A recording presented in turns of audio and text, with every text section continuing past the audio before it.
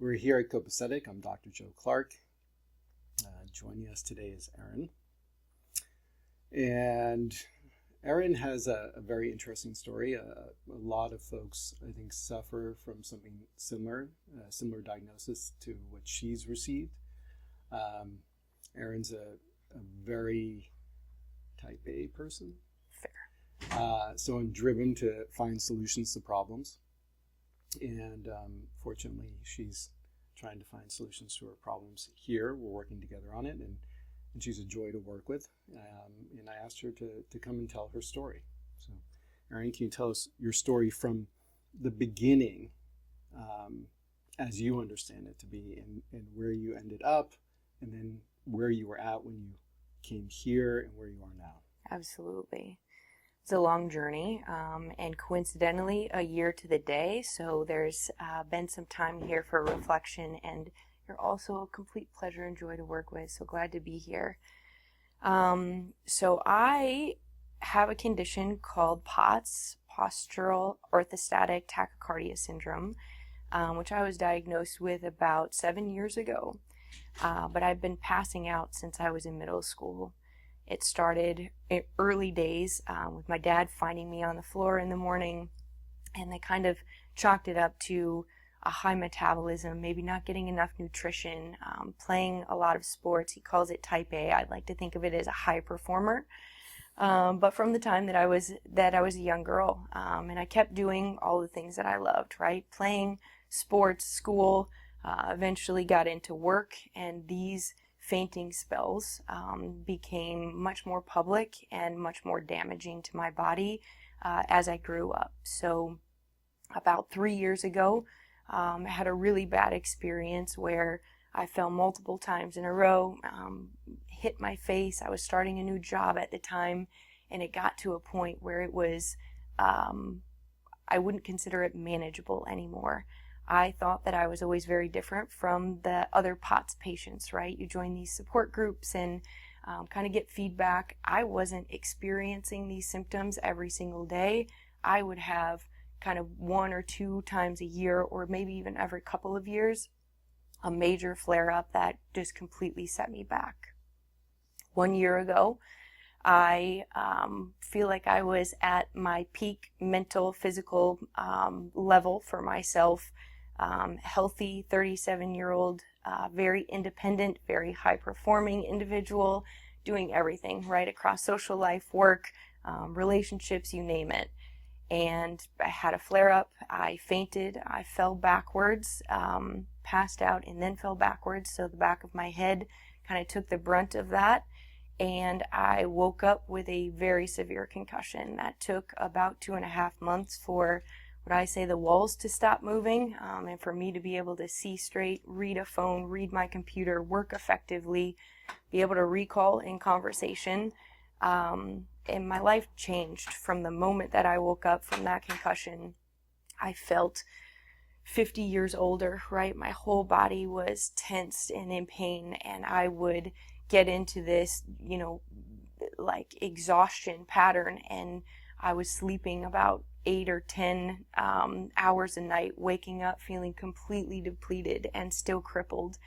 And the POTS started becoming so severe that I was couch-bound for 8 months. I was unable and fearful of getting up and going to the bathroom because that instant standing up was, I was at risk of fainting. I lost everything that I loved in my life. I became very isolated.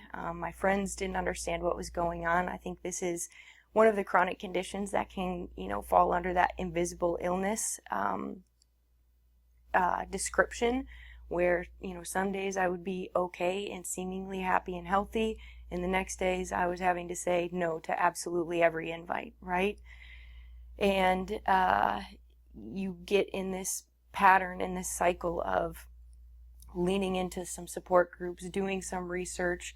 I ended up seeing about 15 different specialists over the course of this really 8 or 9 month period, and kept hearing the same thing, right? Not necessarily answers or solutions or a treatment, but your POTS is really bad, right?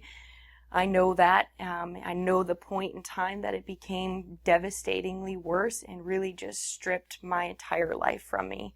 I love to garden. I love to go outside.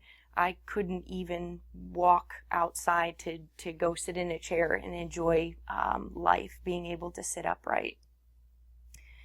I ended up at Mayo after the long waiting game and vetting as to whether or not I qualified to be seen by specialists at Mayo. And they repeated a lot of the same tests, and they had a lot of the same conversations. And I walked out of there with an option to do a 3-week pain clinic for this new fibromyalgia diagnosis that I had received a couple of months prior, or I could go to an educational course and learn more about this diagnosis that I had received 7 years prior. I was really desperate, hoping that anything I could cling to would just miraculously and very quickly change my life and get me back to where I was before. So I went to the educational seminar, and I walked out of there worried that I was never going to go back to where I was before. There were no answers for the first time in my life. There was nothing that I could research, nothing that I could do, nobody that I could put enough trust in to help transform, right, what had happened over the last several months. So I started looking to alternative modalities, right, looking at anything that I possibly could to try to get me back to where I had been. And fortunately, a very good friend of mine had been touting Dr. Joe for probably 2 years before I finally listened and came kind of begging and desperate again for hope, something, anything that would help. It was always on my list. I trusted her and believed in Dr. Joe. I just never made the leap myself.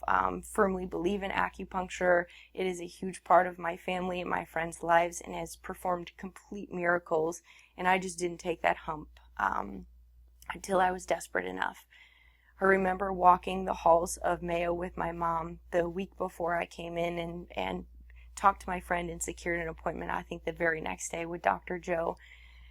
And I couldn't make it 4 or 5 steps. My mom was with me. I resisted them coming to take care of me for a long time because of how difficult this was to watch and not be able to do anything. And I would take 3 steps and lay down on the floor or try to get into the elevator and just be kind of curled up in fetal position just because of those elevation changes. And I took an appointment. I think I left there on Wednesday, had an appointment with Dr. Joe on Friday. And I remember texting my friend and saying, how is this going to work? Is there going to be any relief in symptoms after this first go-round? I remember picking up not believing what he was going to do, didn't really understand how acupuncture worked. He seemed very confident that he was going to be able, he understood where I was at and was going to be able to help me. And I was jaded, right? You seem like a very nice looking man and trustworthy, but there was nobody that was going to help at this point, right? I was just convinced of it. And in my desperation, I remember walking out of that first appointment and calling my mom and just saying, something is completely different. I feel so much lighter and clearer. I think she said that I referenced feeling like I was on a cloud. It was relief instantly, and it wasn't from one symptom. It was from the 100 symptoms that I was feeling all throughout my body every single day. And within a week, I was just sharing, I feel like I could have been doing jumping jacks from laying flat on a couch, unable to lift my head for 8 months, to walking, breathing, confident, couldn't wait to get back to life. So that's my 1-year journey. Now it's been 3 months, I think. Yeah, I think it's been about 3 months. Part of my job, as I see it, is to read people, because the better I understand everything, sort of the way you hold your body, the way one thinks, even things like, is that person prideful, right? that all of that's going to affect the way the nervous system is functioning. And it was really hard for me to get a read on you. You're somebody who, like, you know how to present yourself, and it was hard to get a read. So I remember that first session, you're telling me about all these symptoms, and I'm looking at you and I'm like, I'm not seeing this. You know, so kudos to you. You know, you can put on a presentation. But you told me the symptoms, and then you got on the table, and you know, we treated the underlying issue right away, which is, with POTS, what you have is you have an inflammatory condition in the brainstem, right? And so what's impeded is the nerves are all inflamed there, and the ability for the nerves then to communicate with the body, open up communication between the body and the brain, are impeded, right? So we went right to that, and you responded very quickly. And one reason I think you responded very quickly is because you're actually very healthy. And the healthier someone is, the more responsive they are. Now, you've had this condition actually for a long time. The acute condition was just a year, but the underlying condition was there for some time, which is why, you know, to some degree, against my own expectation, I think it's taking longer, and we've had a little bit of vacillation. So there's that. But the other thing is, and one thing we've been working on, and I hope people understand that, you know, the way when I view something, I view it as, okay, everything that this person has been doing in their life up until this point has led to where they are right now, right? So I try and look at, okay, well, what conditions is this person putting their body under? And though I fully respect people who are high achieving, I've certainly been called a perfectionist and type A in my life before. I certainly have those tendencies. But I've also experienced the downside to that. For instance, I played Division I rugby when I was an undergrad, right? And though my spirit and my desire was expressed there, my body was not fully up to that. And even though it got up for that in practices and games and everything else, there was a price to be paid, right? And so in understanding that our drive may actually be something that is part of the problem with our health. Now, certainly we don't want to be, you know, lazy, right? And we want to express that drive. But when we push too hard sometimes, then there's backlash. And so for you, I think some of the vacillation has come from, okay, I feel great now. I'm going to go out and garden in the hot sun. And I'm going to lose track of time because I'm passionate about what I'm doing. Right? And then all of a sudden something happens. Right? So can you give an example of that? You just gave it. There. That was the story I told you. Look, there are unlimited examples of that. And I would say even going back to, I hit my head. I was in this severe concussion state for 2.5 months. And my grandma passed away in Michigan, or got admitted to hospice. And I flew back and forth 7 times when I was on the brink of being able to stand and not being able to stand, and feeling like I need to show up for my family, or my love of gardening. I've learned it the hard way a couple of times, and still to this day, I think that's one of my biggest lessons. And you know, a lot of this is the wisdom that you bestow on myself and everybody else that comes in here. I can overhear your conversations. They're still smart when they're outside of me.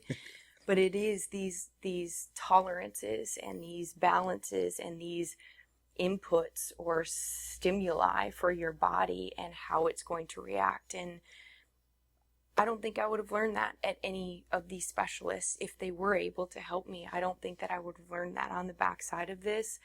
My journey, it's almost an Erin 2.0, right? I've started kind of this new life of what for me has felt like complete linear progress, but a setback, like being in the garden and not knowing my boundaries or not recognizing, when it's too much and that there is still an underlying condition, and learning how to be able to manage that, but also make the judgment calls and make the choices. And, a big part is standing up for myself too. So part of that mask that you alluded to, I don't think my colleagues had I know that my colleagues had no idea that I was ill until I got better and I had the courage to tell them, right? I am the type of person that is going to push despite other things that are happening, and I can't anymore. And I recognize that that has certainly perpetuated this illness, and it is something that I am excited to be able to understand enough and see the results of enough to make those shifts. It's a whole new set of lessons, right? I've been able to quit some challenging lifestyle habits through conversation with you and through this progress that my body has been making, and I'm so grateful. I put my hand over my heart every single day, just counting my lucky stars for having the opportunity to be able to stand and walk again. So the decisions that I'm making on a daily basis are very much, right, that little angel on your shoulder just saying do the right thing, which is hard, but grateful to be able to have that perspective. There's a reorientation, and I try and not think in terms of do the right thing, but rather if we think of ourselves as a complex system. So if we take something into our body, that's going to have an effect, and the effect might be minor or it might be major, right? Or if we have a stress response to a situation, which at this point in my life, and certainly something probably is going to happen later on today, which is going to undermine what I'm going to say, but at this point in my life, all the different stresses of, all the yelling and screaming within society itself, and the way people drive on the road, or drama that folks get trapped in, and they want me to respond. I see it all as just, it's not worth it, right? It's not worth it. It doesn't mean I don't have very, very strong opinions based on values on what might be going on, but it is not worth generating a stress response over those things, because that stress response is going to affect my system. Yep. And I need to perform at a pretty high level to meet the obligations that I have. So in some ways, sort of, even though in the work that I do, and certainly in my life as a father and so forth, I care a great deal, but I also don't care, right? I apply myself, but I don't care about all the different dramas. I don't care if, somebody has a complaint about something. Now, is it valid? I'll address it if it's valid, but I'm not going to have a stress response over it. Because I know for me personally, I think you're starting to find this out or have found this out. When you generate those stress responses, there is going to be an adverse effect. So for me, it's that it affects my energy level. I become tired, and by the end of the day, I just become non-functioning. But for you have some real strong, things that occur to you that affect your health. And then the other thing is that you're not only doing acupuncture, you're also doing functional medicine at the same time. Yes. So you're taking a lipospheric glutathione and a formulation of botanicals that have been shown to reduce inflammation, and then others that promote circulation, especially to the brain. Yep.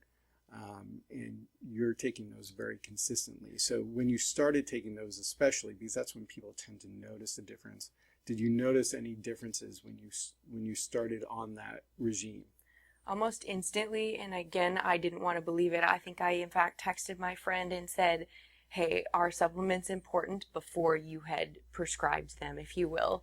Hey, are these going to be important? Do they help at all? Of course, everybody says yes. This is kind of the partner.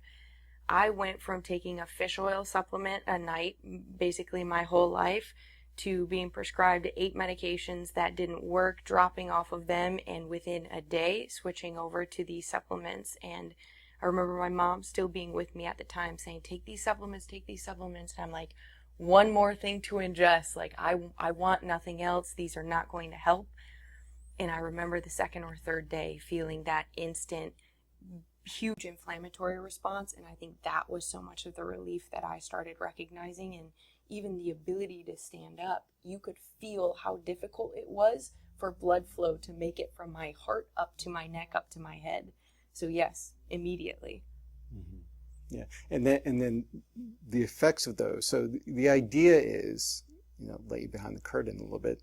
The idea is that, so we're working the nervous system with the acupuncture, and then we're changing the underlying pattern of the chemistry and the inflammatory response with the formulations that you're taking.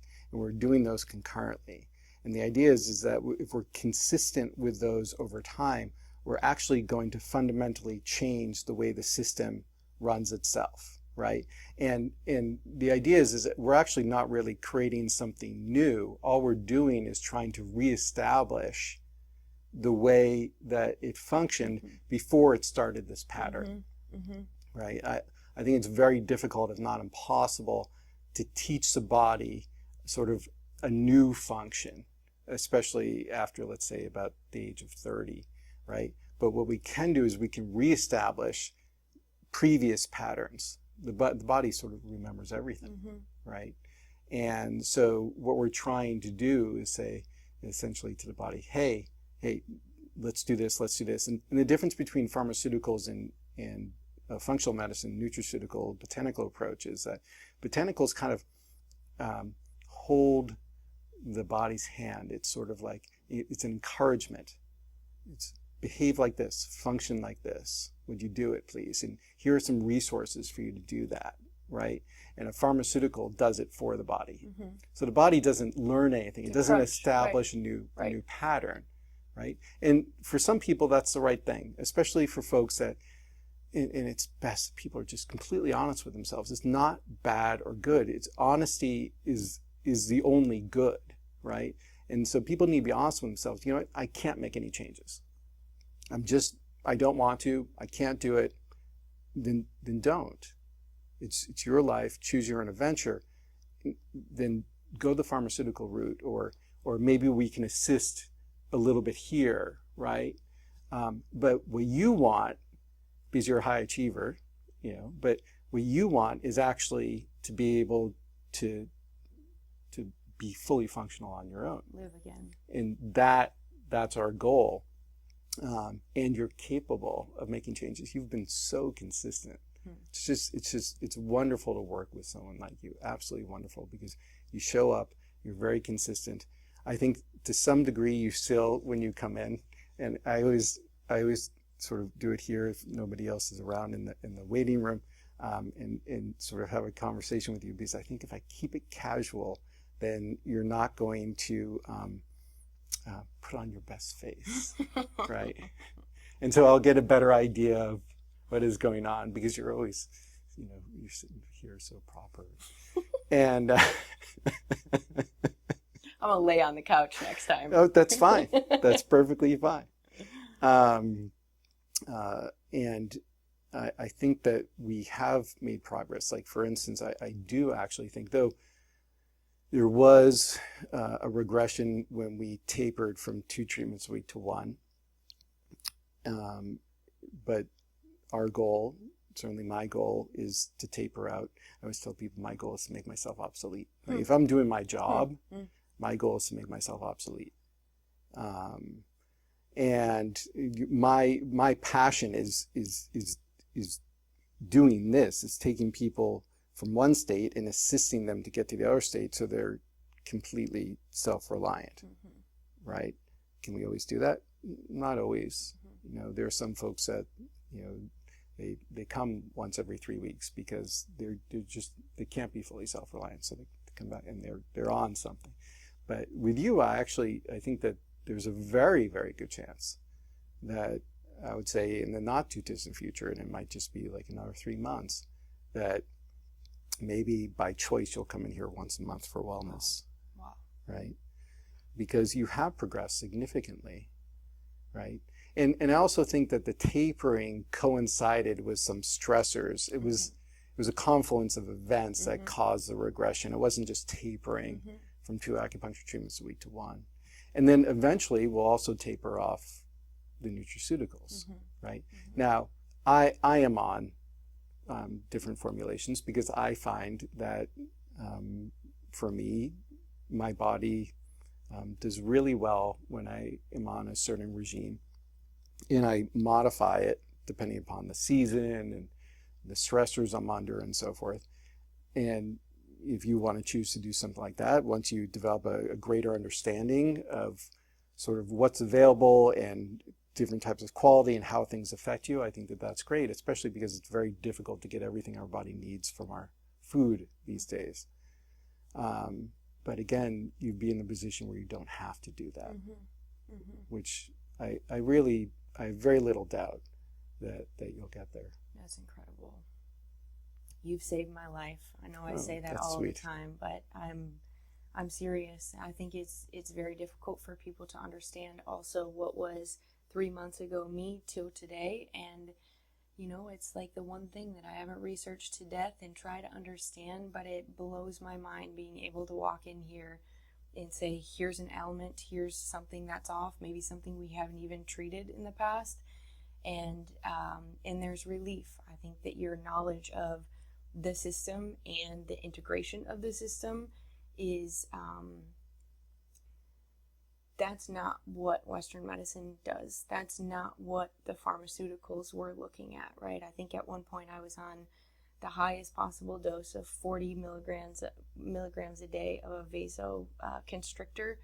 And I remember even just trying to stand up, right? If you missed an hour of that, you're treating one symptom of many. And this really took a holistic approach to alleviating all symptoms. And I'm so thankful for that. It's been a pleasure working with you, Erin.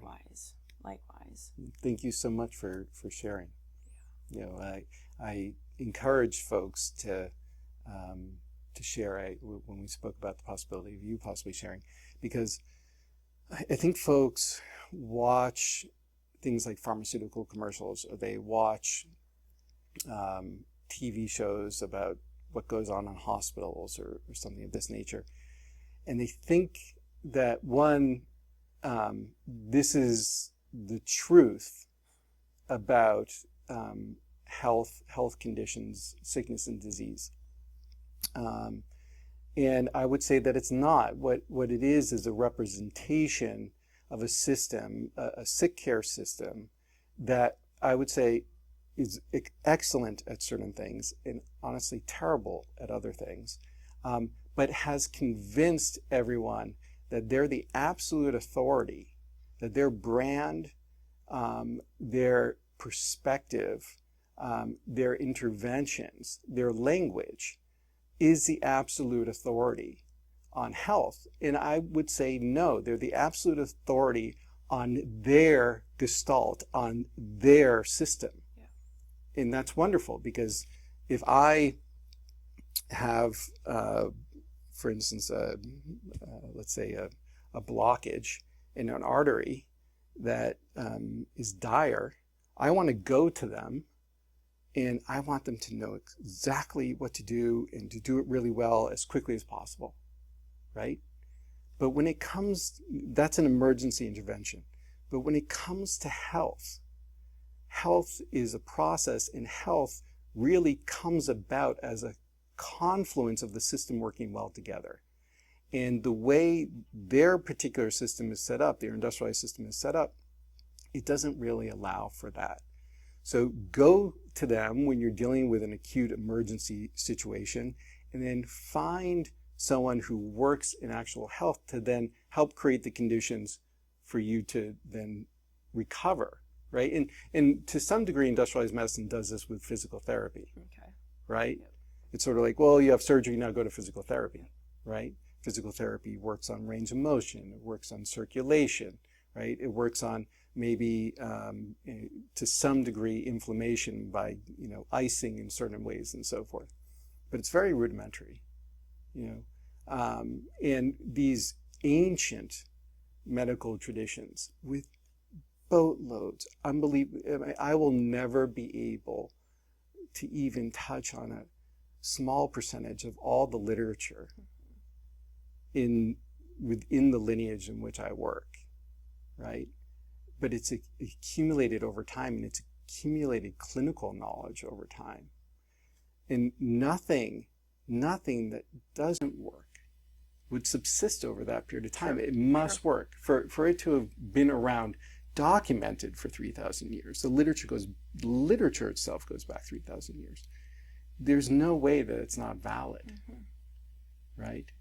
There must be validity there. It's our understanding of it that is the impediment to actually applying it appropriately. And so that's something that, for myself, I'm forever passionate about trying to understand it. And patients like you help me understand it better.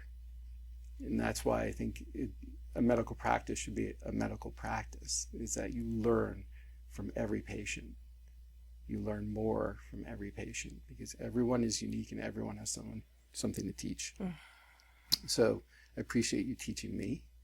I appreciate working with you, and thank you so much for sharing today.